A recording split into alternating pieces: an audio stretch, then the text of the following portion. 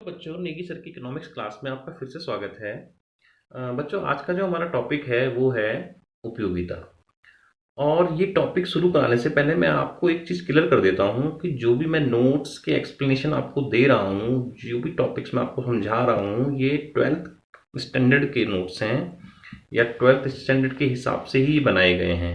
ठीक है, तो शुरू करते हैं आज का टॉपिक, उपयोगिता। तो बच्चों, हम सब जानते हैं कि इस संसार में जो भी वस्तु है वो सब अपने में एक गुण रखती है। तो उसी गुण को नापने के लिए एल्फ्रेड मार्शल, जो एक अर्थशास्त्री हुए थे, बहुत महान अर्थशास्त्री थे, तो उन्होंने एक कंसेप्ट दिया यूटिलिटी का। यूटिलिटी के कंसेप्ट में उन्होंने प्रत्येक वस्तु के गुण को नापने के लिए यूटिल्स नाम की एक इकाई दी।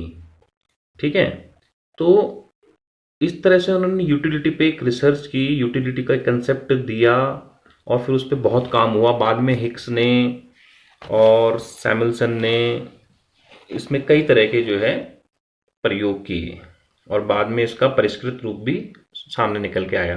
तो बहरहाल हम पहले जो बेसिक की बात करते हैं कि उपयोगिता है क्या।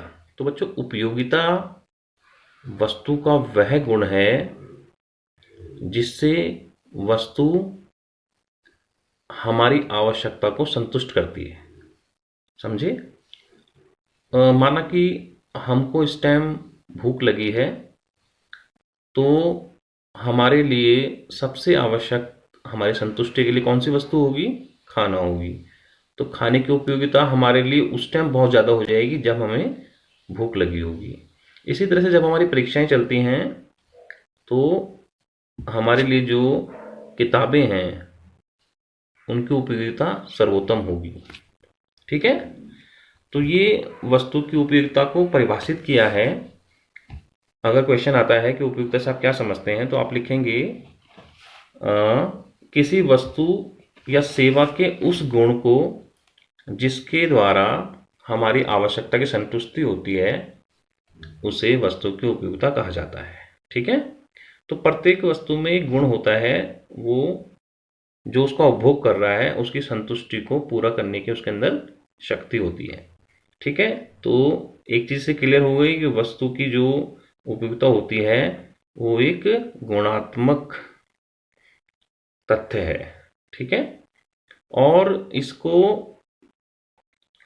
जो नापने के लिए इकाइयाँ दी हैं, इसको जो है नापने के लिए मार्शल ने 1, 2, 3, 4 इस तरह की इकाइयों से इसको मापा जाता है, जिसको क्या बोला जाता है? यूटिल्स बोला जाता है। तो हम वस्तु की उपयोगिता को मार्शल के अकॉर्डिंग किससे नापते थे?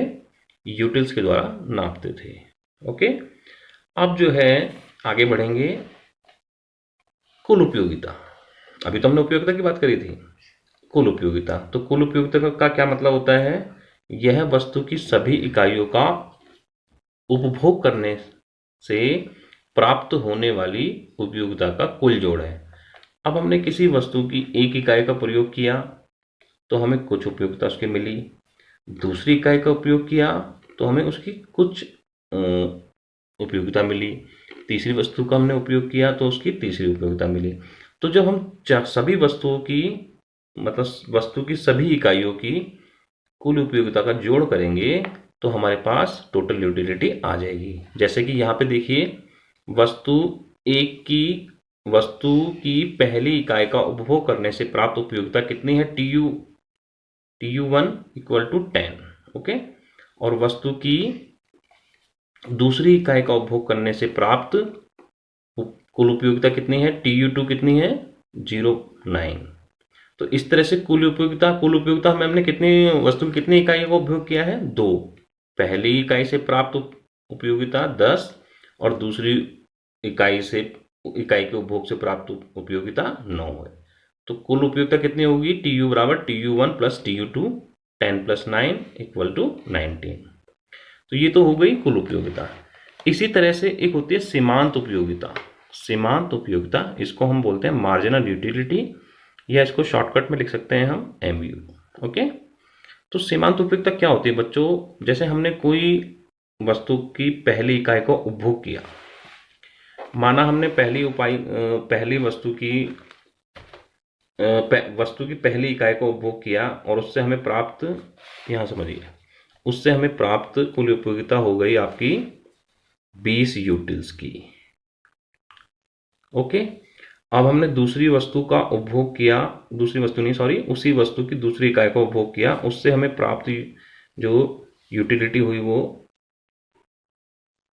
25 यूटिल्स हुई। ठीक है। तो दूसरी, अब हम यहाँ कहेंगे कि दूसरी इकाई से प्राप्त कुल कितनी हमें यूटिलिटी हमारी बढ़ी या कम हुई। तो इस केस में देखिए, जब हमने पहली इकाई का उपभोग किया तो हमें 20 यूटिल्स की उपयोगिता मिली और दूसरी इकाई का उपभोग किया तो हमें 25 यूटिल्स की उपयोगिता मिली। तो हम कह सकते हैं कि MU2 जो है दूसरी इकाई से प्राप्त सीमांत उपयोगिता वो क्या होगी, दूसरी इकाई से प्राप्त कुल उपयोगिता माइनस के प्रथम इकाई या पहली इकाई से प्राप्त कुल उपयोग। तो इस तरह से हम यहाँ पे दूसरी इकाई से प्राप्त कुल सीमांत उपयोगिता ज्ञात करेंगे, जो कि दूसरी इकाई से प्राप्त कुल उपयोगिता माइनस पहली इकाई से प्राप्त कुल उपयोगिता के अंतर से ज्ञात होगा। तो दूसरी इकाई से कुल उपयोगिता कितनी प्राप्त हुई हमें 25 और पहली इकाई से कितनी प्राप्त हुई हमें 20। तो इसका मतलब जब हमने दूसरी इकाई का उपभोग किया तो हमें 5 यूटिल्स की उपयोगिता का फायदा हुआ या 5 यूटिल्स उपयोगिता हमको एक्स्ट्रा मिली। तो इसको जो हमें एक्स्ट्रा या एडिशनल मिलता है या कम होता है, जो भी एडिशनल यूनिट से हमें जो एडिशनल मिल रहा है या कम हो रहा है, उसको हम बोलते हैं मार्जिनल यूटिलिटी। ओके, ये यूटिलिटी कंसेप्ट है।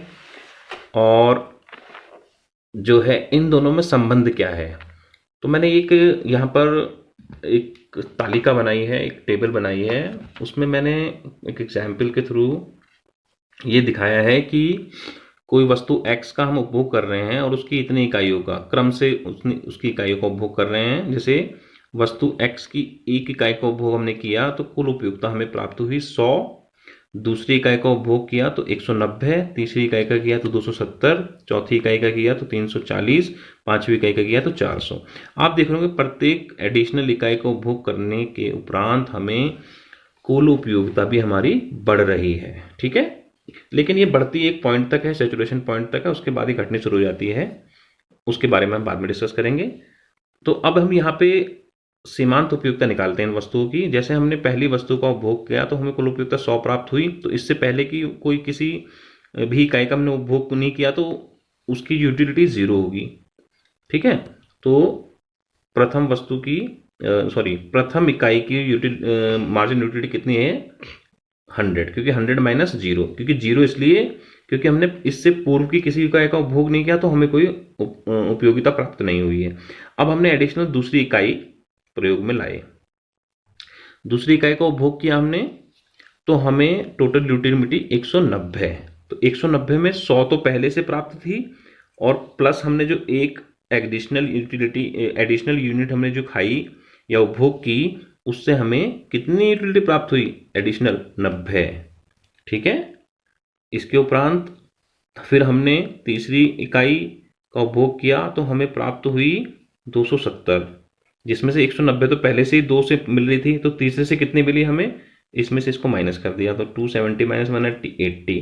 और इसी तरह से हमने जो है ये अगली यूनिट से पिछली यूनिट को माइनस करके मार्जिनल यूटिलिटी निकाल लिया। अब यहाँ मार्जिनल यूटिलिटी देखिए आप, पहली 100, 90, 80, 70, 60।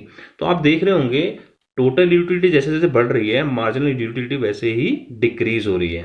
ये क्यों डिक्रीज होती है इसके बारे में हम आपको आगे बताएंगे, इसकी चर्चा हम आगे करेंगे। फिलहाल हम TU और MU के ग्राफ की चर्चा करते हैं।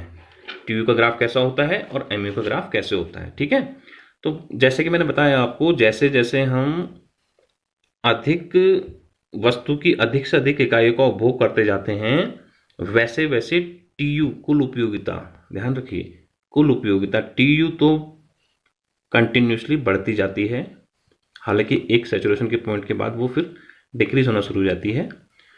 और जो है सीमांत उपयोगिता मीन्स MU मार्जिनल यूटिलिटी वो कंटिन्यूसली डिक्रीज होती चली जाती है।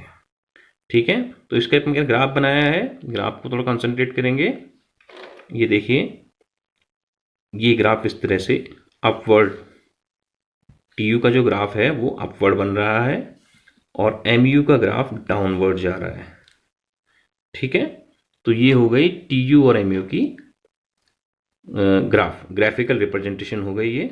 ठीक है, आप इसको पढ़ें, समझें इसको, और फिर इन दोनों में संबंध क्या होंगे वो हम आपको नेक्स्ट क्लास में बताएंगे। थैंक यू बेटा।